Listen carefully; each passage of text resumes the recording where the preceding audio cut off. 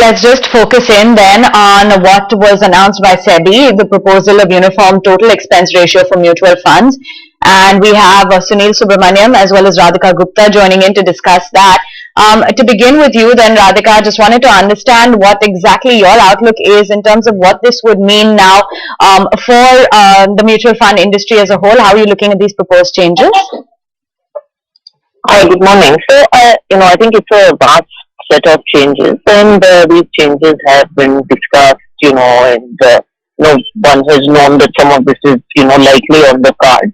I think the net is products are likely to get cheaper for the consumer, which is probably a good thing. There are some very interesting proposals, particularly around the introduction of performance fees, for instance. That could give some interesting scope for innovation in the industry. I think the major change is the moving to category-wise rather than scheme-wise TER. And I think that will have very differential impact on different kind of players. So large, medium, small AMCs, I think will all see a very, very different kind of impact. Some will see, perhaps margins shrink. Some will see margins go up.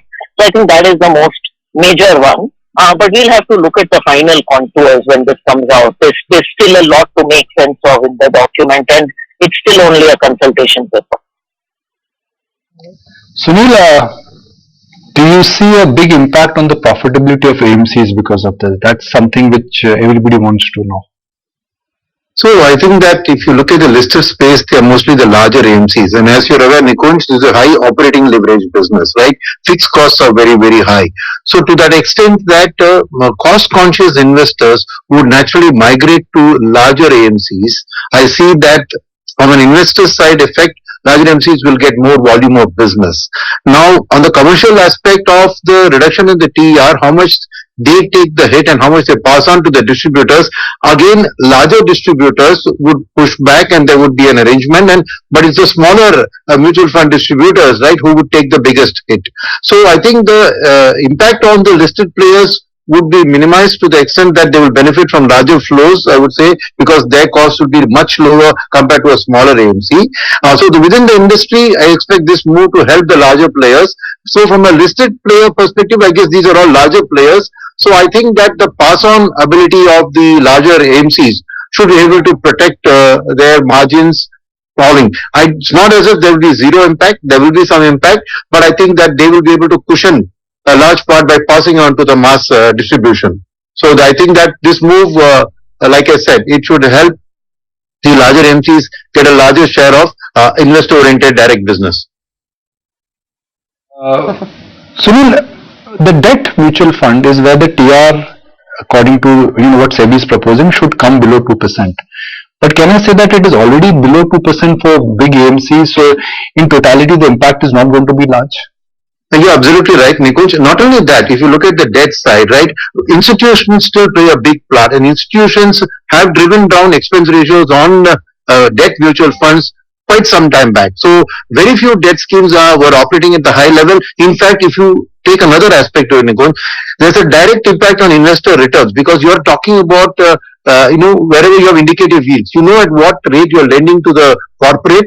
You know what the margin is going to be and so institutional investors are very acutely aware of their returns. So already liquid schemes are at about 10 basis points, short-term duration schemes are at about 25 to 30 basis points, and medium duration funds, right, I would say whichever the larger players are there, they are all operating around the 1%. So the 1.2 SEBI, the debt in mutual fund impact I feel very limited. A few small schemes may be charging very high from the smaller AMCs, but overall for the industry, while on the headline it looks like a huge drop for debt, the actual TER impact on debt will be marginal because anyway the cost-savvy institutional investors were driving the TRs down already. So I don't expect that to have significant impact. Radhika, just before we let you go, final thought as to what portion of this would be passed on to the RTA, the distributors, brokers, etc., and what part is something that the mutual funds and the AMC industry will have to bear?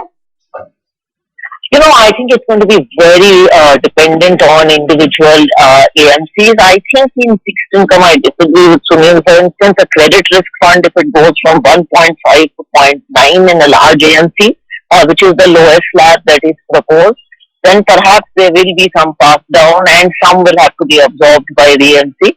I don't think in this scenario, in a large AMC case, you may be able to pass down 100% of it. I think that will be hard to do, in my opinion. Some will be passed down, but I think the hit will be collectively taken. Historically, I don't think the pass down has happened to RTA. So I'm not sure that that is likely to happen, although there's no reason that pressure won't be applied there.